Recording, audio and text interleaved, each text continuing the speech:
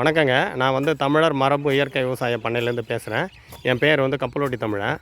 நான் 5 வருஷமாக இயற்கை விவசாயம் பண்ணிக்கின்னு வரேன். எனக்கு நுகர்வோர்கள் கொஞ்சம் நிறைய இருக்கிறாங்க.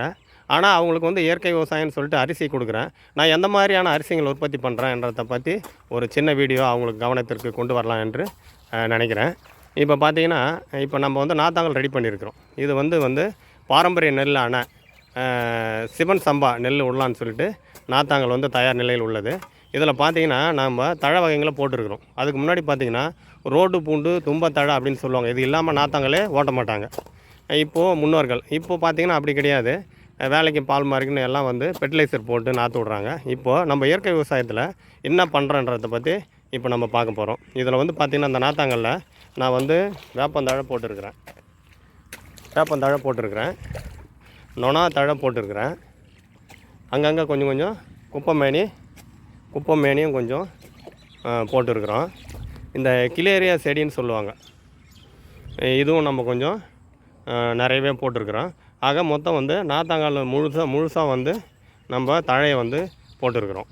அதுவும் இல்லாமல் கூடுதலாக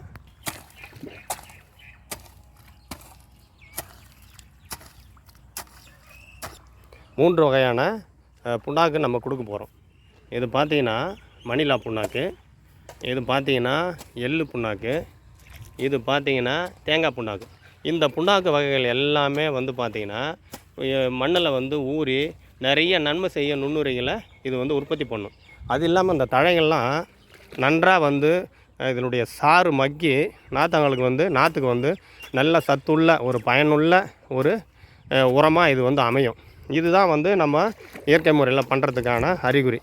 இதையே பார்த்தீங்கன்னா மாற்று ஃபெர்டிலைசர் போட்டு பண்ணுறவங்க என்ன பண்ணுவாங்கன்னா, அதையும் நீங்கள் தெரிஞ்சுக்கணும். ஃபெர்டிலைசர் போட்டு பண்ணுறவங்க என்ன பண்ணுவாங்கன்னா, நீங்கள் முதல்ல நாத்தாங்கல் ஓட்டுவாங்க, பேக்டம்பாஸு இல்லை யூரியா பொட்டாஷு இல்லை டிஏபி அது மாதிரி போட்டு நாத்தாங்கல் ஓட்டுருவாங்க, நாற்று விட்டுருவாங்க.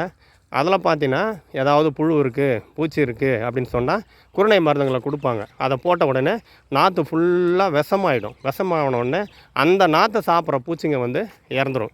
அப்போ பாருங்கள், அதில் எவ்வளோ பெரிய விஷத்தை நம்ம முதல்ல நாற்றுலேயே உற்பத்தி பண்ணுறோம் அப்படின்றத நீங்கள் தெரிஞ்சுக்கணும். அதுக்கு தான் இந்த காணொலி. இதில் நம்ம பார்த்திங்கன்னா முழுசாகவே இயற்கையாகவே நம்ம பண்ணுறோம். இந்த மாதிரி தழைங்களை போட்டு நம்ம ஓட்டி பண்ணும்போது இது கடைசி வரைக்கும் இதுங்களை பூச்சி நுகராது. அப்படி ஏதாவது நுகர்ந்தாலும் நம்ம 5 இலை கரைசலை தெளிச்சிட்டோம் அப்படின்னா அதுங்க இயல்பாகவே ஓடிடும். அது மாதிரி இந்த மாதிரி அரிசிகளை நம்ம சாப்பிட்ணுங்க. இந்த மாதிரியான உணவுகளை நம்ம எடுத்துக்கணும். நமக்கு என்றைக்குமே உடம்புக்கு எந்த பிரச்சனையுமே வராது. இதை நாங்கள் முழுசாகவே நாற்றுலேருந்து நடவு வரைக்கும் அறுவடை வரைக்கும் நம்ம இயற்கை முறையிலே பண்ணுறோங்க. இந்த புண்ணாக்கை நம்ம அப்படியே கலந்தும் போடலாம், அப்படியே நம்ம ஒன்று ஒன்றாவும் போட்டுடலாம். அந்த மாதிரி இப்போ ஒன்று ஒன்றா நம்ம போட போகிறோம். இது அப்படியே சேத்துல நல்லா ஓட்டும்போது நல்லா மண்ணில் போய் கலந்துக்கும். அங்கங்கே நம்ம ஒன்று ஒன்று போட்டோம் அப்படின்னா பூமியில் எல்லா இடமும் அது பரவிடும். அப்படியே ரொம்ப தூளாக்கி போடணுன்னுவாங்க, அது மாதிரிலாம் ஒன்றும் தேவையில்ல. அது ஊறி ரொட்டாவேட்டரில் இது பண்ணும்போது எல்லாமே ஒன்றா கலந்துக்கும்.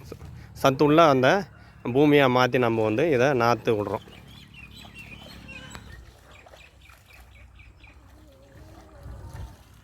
இயற்கை விவசாயம்னா இப்படி நாற்றுலேருந்தே முதல்லேருந்தே அதை ஒரு சத்துள்ள ஒரு நாற்றாக மாற்றணும். அதன் பிறகு சத்துள்ள அதை பயிராக மாற்றணும். அப்புறம் சத்துள்ள நெல்லாக அறுத்து சத்துள்ள அரிசி ஆக்கி நம்ம மக்களுக்கு கொடுக்கணும். அதுதான் இயற்கை விவசாயம். இயற்கை விவசாயம்னா சும்மா ஆகிடாதுங்க. இந்த மாதிரியான கூடுதலான நம்ம ஒரு தழைங்களை புண்ணாக்குங்க இயற்கை முறையில் என்ன சத்துள்ள பொருள் இருக்குது அத்தனையும் நம்ம போட்டு இதை நம்ம பண்ணுறோம். இதுதான் நமக்கு அரிசி சாப்பிடும்போது நோய் எதிர்ப்பு உள்ள அரிசி சாப்பாடாக அது அமையும். நன்றி, வணக்கம்.